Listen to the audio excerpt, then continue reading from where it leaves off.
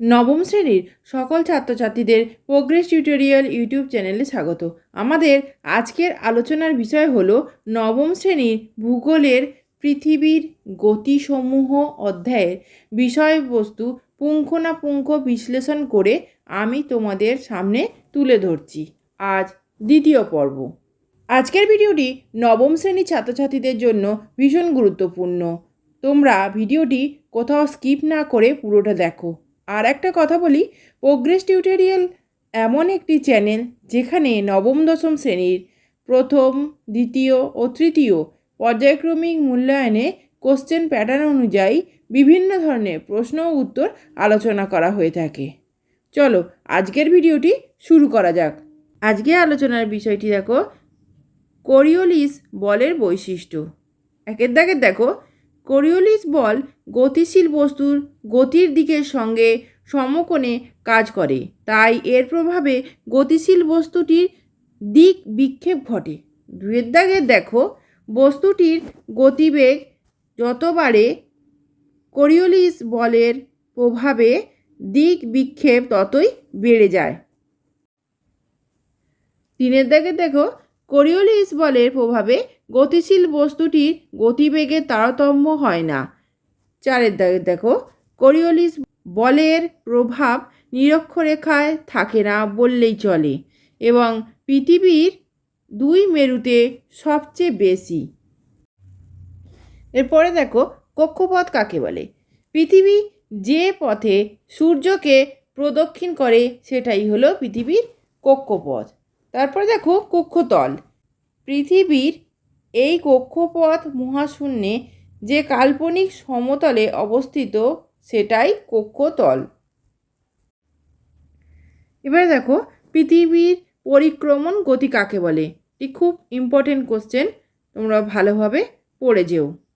পৃথিবী তার নিজের অক্ষের ওপর আবর্তন করতে করতে নির্দিষ্ট কক্ষপথে পশ্চিম থেকে পূর্ব দিকে অর্থাৎ ঘড়ির কাঁটার বিপরীত দিকে নির্দিষ্ট সময়ে সূর্যের চারিদিকে ঘোরে বা পরিক্রমণ করে।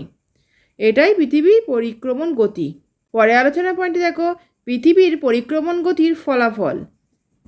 একের দাগে দেখো, সারা বছর ধরে দিন রাত্রির দৈর্ঘ্যে হ্রাস বৃদ্ধি। পৃথিবীর অক্ষটা পৃথিবীর কক্ষপথের সাপেক্ষে কিছুটা হেলানো, তাই পৃথিবীও কিছুটা হেলানোভাবে সূর্যকে প্রদক্ষিণ করে। ফলে কক্ষপথের এক একটা জায়গায় পৃথিবীর এক একটা গোলার্ধ সূর্যের দিকে বেশি ঝুঁকে থাকে। যখন পৃথিবীর যে গোলার্ধ সূর্যের দিকে বেশি ঝুঁকে থাকে তখন সেই গোলার্ধে ক্রমশ দিন বড় ও রাত ছোট হয়। অন্য গোলার্ধে তখন বিপরীত অবস্থার সৃষ্টি হয়।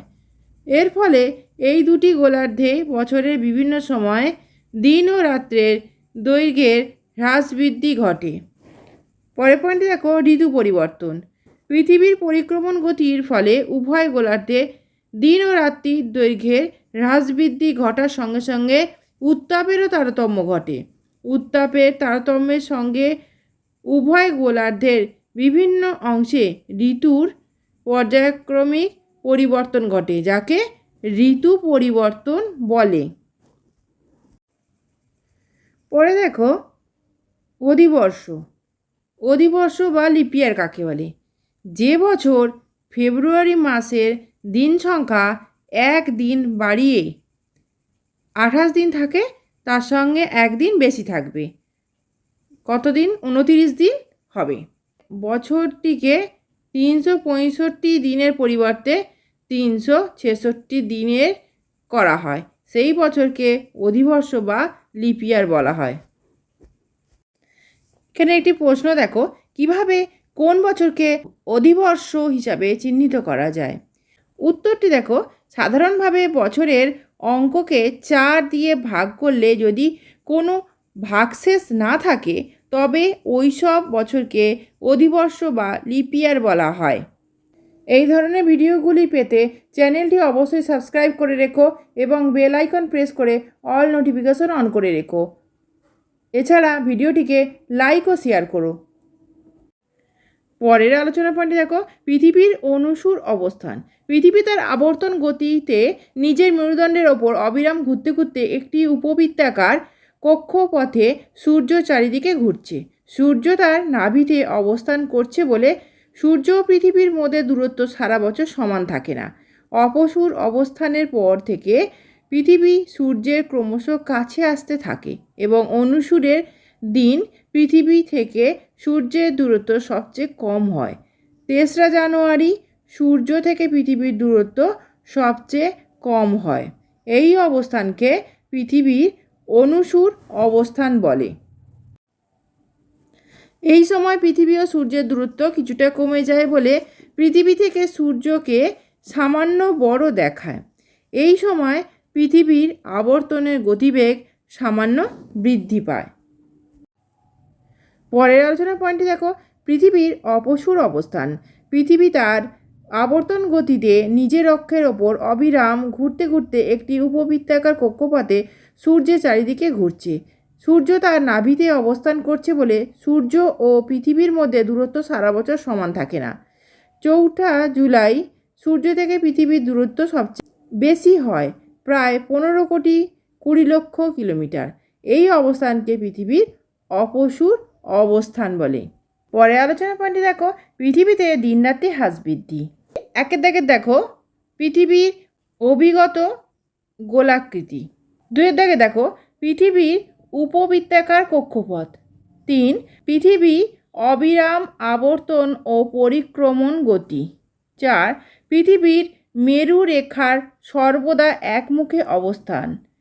5 সূর্য প্রদক্ষিণের সময় পৃথিবীর মেরুরেখা তার কক্ষতলের সঙ্গে কোণে 66.5 ডিগ্রি হেলে থাকে বলে বছরের বিভিন্ন সময় পৃথিবীতে দিন রাত্রি হ্রাস বৃদ্ধি ঘটে।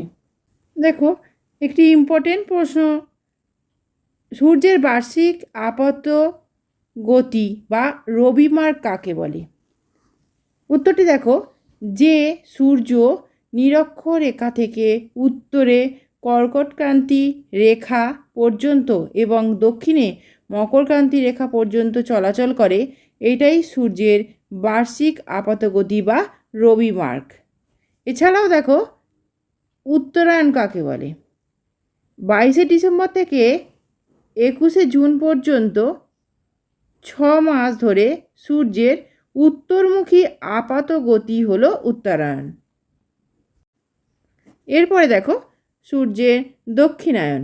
21শে জুন থেকে 22শে ডিসেম্বর পর্যন্ত 6 মাস ধরে সূর্যের দক্ষিণমুখী আপাত গতি হলো দক্ষিণায়ন। পরের আলোচনার বিষয়টি দেখো 21শে মার্চ ও 23শে সেপ্টেম্বর উভয় গোলার্ধে দিন ও রাত্রি দৈর্ঘ্য সমান। উত্তর কী হবে দেখো, 21শে মার্চ ও 23শে সেপ্টেম্বর পৃথিবী তার কক্ষপথে এমনভাবে অবস্থান করে যে সূর্যরশ্মি নিরক্ষরেখায় লম্বভাবে পড়ার ফলে ছায়াবৃত্ত সমস্ত সমাক্ষ রেখাগুলিকে সমান ভাগে ভাগ করে। তাই এই সময় পৃথিবীর উত্তর ও দক্ষিণ গোলার্ধের সর্বত্র দিনরাত্রি সমান হয়। পরে আলোচনা পয়েন্টে দেখো মহাবিষুব। বিষুব কথাটির অর্থ সমান দিন রাত্রি। যে দিন পৃথিবীর সমস্ত স্থানে দিন ও রাত্রির দৈর্ঘ্য সমান হয় সেই দিনকে বিষুব বলে। 21শে মার্চ ও 23শে সেপ্টেম্বর এই দিন দুটিতে পৃথিবীর সমস্ত অক্ষরেখায় দিন রাত্রি সমান হয়। এই 2 দিন নিজেদের স্থানীয় সময় অনুযায়ী পৃথিবীর সব জায়গায় সকাল 6টায় সূর্য ওঠে এবং সন্ধ্যা 6টায় সূর্য অস্ত যায়। 21শে মার্চ উত্তর গোলার্ধে বসন্তকাল বিরাজ করে, তাই ওই তারিখটিকে বসন্তকালীন বিষুব বা মহাবিষুব বলা হয়। আজকের আলোচনার শেষ পয়েন্টটি দেখো জলবিষুব। বিষুব কথার অর্থ সমান দিন রাত্রি। যেদিন পৃথিবীর সর্বত্র দিন রাত্রি সমান হয় সেই দিনকে বিষুব বলে। 21শে মার্চ ও 23শে সেপ্টেম্বর দিন দুটিতে পৃথিবীর সর্বত্র দিন রাত্রি সমান হয়। সূর্য প্রদক্ষিণের সময় পৃথিবীর মেরুরেখা নিজের কক্ষতলের সঙ্গে 23.5 ডিগ্রি কোণ করে অবস্থান করায়। বছরের মাত্র ওই 2টি দিন সূর্য নিরক্ষরেখার ওপর ঠিক লম্বভাবে পড়ে। ওই 2 দিন সূর্য থেকে পৃথিবীর 2 মেরু সমান দূরত্বে অবস্থান করে। সেই জন্য 21শে মার্চ ও 23শে সেপ্টেম্বর ছায়াবৃত্তটি সমস্ত সমক্ষরেখাগুলিকে সমান ভাগে ভাগ করে। ফলে পৃথিবীর সমস্ত স্থানে দিন রাত্রির দৈর্ঘ্য সমান হয়। ওই 2 দিন নিজেদের স্থানীয় সময় অনুযায়ী পৃথিবীর সব জায়গায় সকাল 6টায় সূর্য ওঠে এবং সন্ধ্যা 6টায় অস্ত যায়। 23শে সেপ্টেম্বর উত্তর গোলার্ধে শরৎকাল বিরাজ করায় ওই দিনকে শরৎকালীন বিষুব বা জলবিষুব বলে। আজকের আলোচনা এই পর্যন্ত। আমি যে ক্লাসগুলো নিচ্ছি তোমরা সেইগুলো প্রত্যেকটি ফলো করো। এছাড়াও আমি তোমাদের জন্য আরও অনেক ক্লাস নিয়ে আসছি, ইতিহাস, ভূগোল এবং বাংলা, সেগুলোও তোমরা ফলো করো। এই ভিডিওটি যদি ভালো লেগে থাকে তাহলে অবশ্যই লাইক, কমেন্ট, শেয়ার করো এবং চ্যানেলটিকে অবশ্যই সাবস্ক্রাইব করো। এছাড়া প্রোগ্রেস টিউটোরিয়াল ফেসবুক পেজটি লাইক ও ফলো করে রেখো, যার লিঙ্ক ডেসক্রিপশন বক্সে দেওয়া আছে। আজকের ভিডিও এই পর্যন্ত। ধন্যবাদ।